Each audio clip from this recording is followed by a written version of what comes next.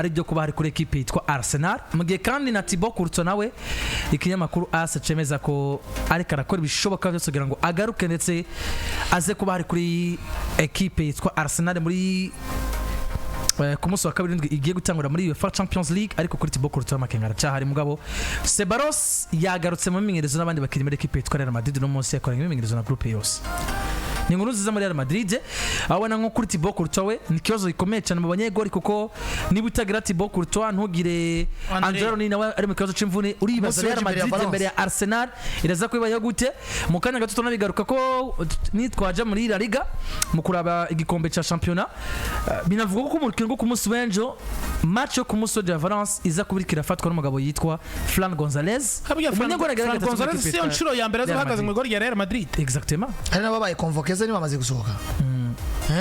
mu kanya gato turabigaruka imyimenyerezo ya nyuma yakozwe hasigaye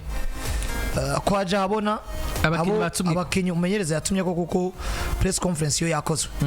avec objectif yo gutsindira match byanga bikunda hariya na liste yamaze kubija habona ku bakinyi ku munsi w'ejo abantu bari serie wa muntu Rooney narahari André Rooney agomba kuba hari yabaye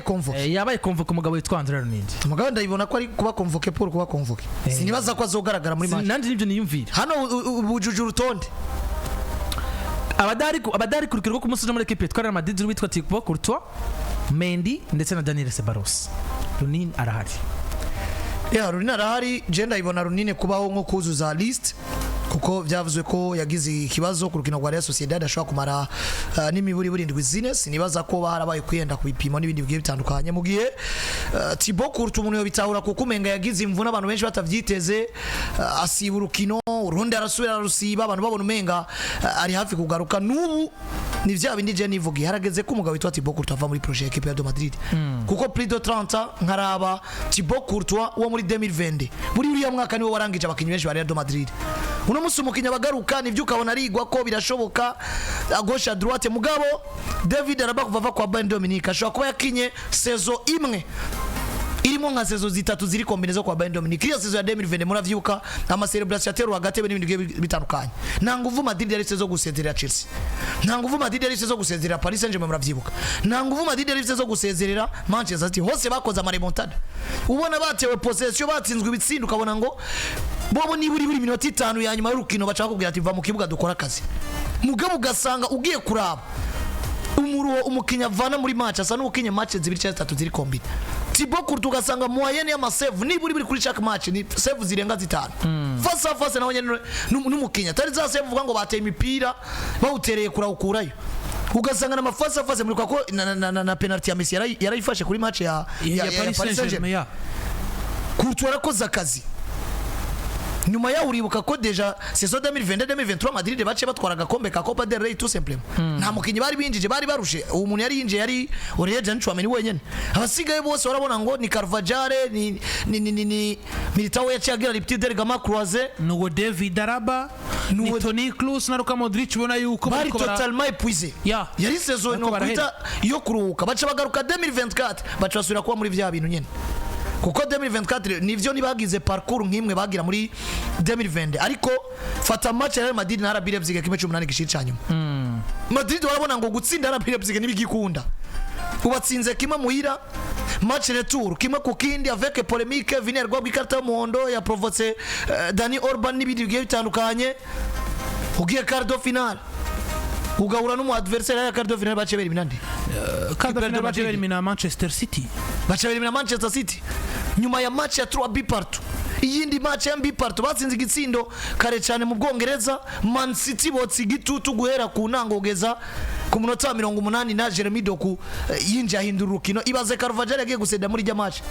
yatanguranye na Jack Grealish basora Grealish bazana Doku umusaza arakora match urabona ngo hageze igihe yikura mu kibuga rikaka ari match Carvajal yasohotse byanse bazana Eder Militao yego Thibaut Courtois même chose kandi Militao yaraje avuye muri petit dergama croisé umwaka deja y'uwo mwaka uno musi urabona yasubiye mu yindi nico kintu jewe ngaruka nkavuga ngo Thibaut Courtois Daniel nako David Alaba, Dani Carvajal n'abandi abakinnyi bariko barazira saison 2020 ya Real Madrid 21-22 ni saison ya 2023-2024 izi saison zibiri batwaye Ligue des Champions kuko sinibaza ko Madrid kuvibaho yigeze gutwara Ligue des Champions irushe kuri no gwego ifise n'abakinnyi bakuze batanze nuvuga ngo ingufu nyinshi bafise effectif ngufi kuko ibi bintu wibuke kwa Real Madrid hari igihe habaye Marcelo ariko tuzi yuko uyu mwana yagiye kwa Tottenham ashobora kuba hari uyu mwana yagiye kwa Tottenham yitwa Sergio Reguilon akashobora kuba hari n'ivyo nubwo atotanga ivyo Marcelo atanga mugabo urabizi ngo ni mwiza. Daniel Carvajal arahari, urafise Alvaro Diozora, urafise Lucas Vazquez, urafise Ashraf Hakimi, ukamuze ngo Real Madrid ifise squad yagutse mugabo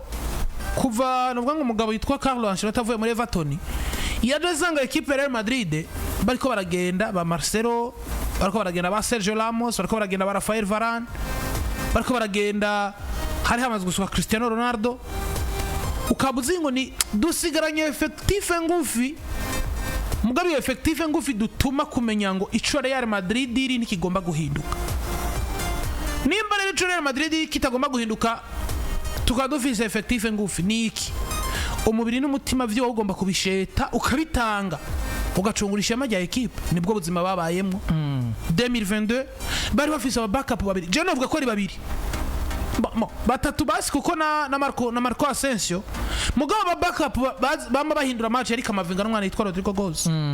ugiye kuraba Mendy yakinye toute une saison muri La Liga muri Champions League mu gikombe c'umwami ahantu hose Real Madrid yagiye guparticipa Mendy nta mu backup yarafise Toni Kroos yahora mu kibuga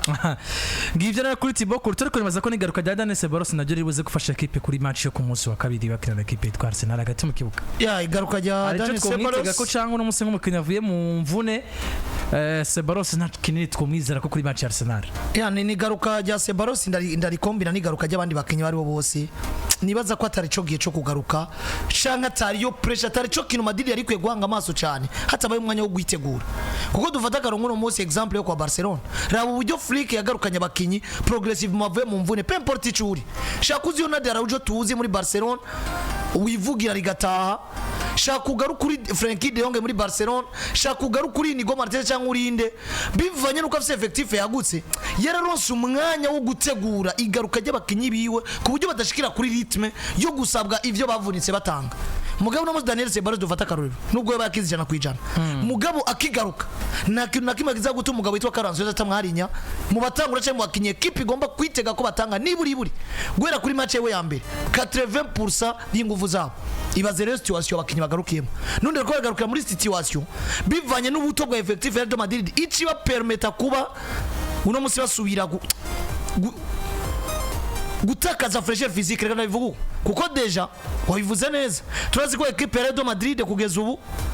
twariko turavuga probability yo guhanwa kwa Antonio Rudiger nivyo nanywe mugabo wibuke ngo nubundi Madrid igomba ikini match ifise nande muri Axe Central igomba ikini match ifise muri Axe Central Rudiger nande nuno mwana yitwa Raul Asensio kuko Valverde ateza kukina ku nimero 2 nkuko umusaza yabivuze ku match yitwa ko makome soft surprise David Alaba twarabonye ugwego gwiwe hari ibyo byinshi abasabwa ukabona ko uno musi umenyereza biragoye ko bafata risk yo kumutanguza match nyuma yuko bigaragara ko equipe yari equilibre keneye ingufu nyinshi gusumba izo bari capable yo gutanga uno musi ugacaruka ko hagati mu kibuga Chouameni yegari suspend nimba Chouameni suspend ari wo mukintu twari twiteze ga 6 Real Madrid yari karafatisha hagati mu kibuga tukaba twibuka ngo yanafatishije twari twamaze kubona partnership hagati we na Ceballos cyangwa hagati ya Ceballos na Kamavinga bivuze ngo umugabo yitwa Aurelien Chouameni yaciye aza kwitwa nk'ukombla vide yarisizwe na Ceballos mugiye deja twabona ko Madrid hamwe yoronka partnership yitwa Ceballos na Chouameni nk'imatch 10-15 zisigaye ziride zive kuri Real Madrid ariko ari avantage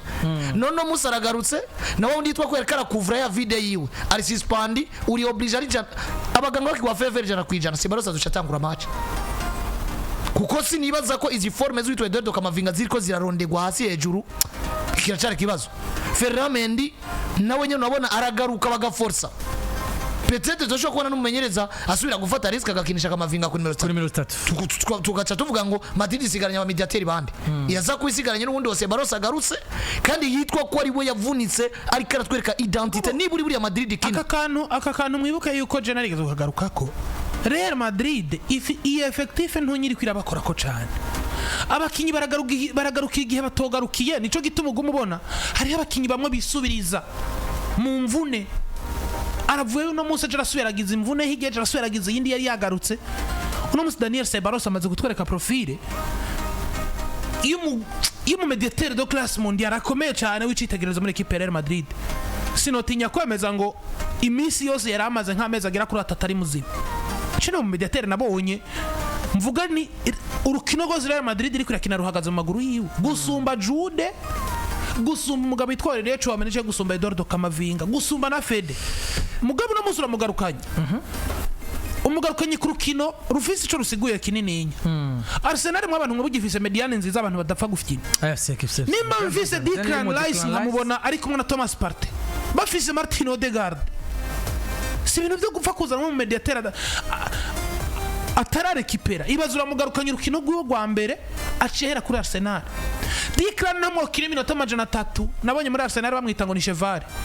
namo kiri minota 300 ni Cheval genda ntahagarara Thomas Partey n'ivyo imyaka iba yaramaze kumurega mugabo 70-80 myiza Thomas Partey ni impeccable Thomas Partey yovamwo ugakina muri mediane y'umukazero umwe Declan agakasa hakinjira